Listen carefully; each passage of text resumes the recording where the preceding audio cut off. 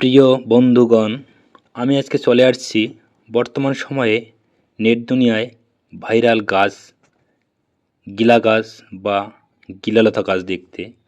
দিনাজপুর জেলার বিরামপুর উপজেলায় আবিষ্কৃত হয়েছে এক রহস্যময় ও বিরল প্রজাতির গাছ, যার নামই হচ্ছে গিলা গাছ। বিভিন্ন জন বলছে বাংলাদেশে এটাই প্রথম ও একমাত্র প্রজাতি যা নজরে এসেছে।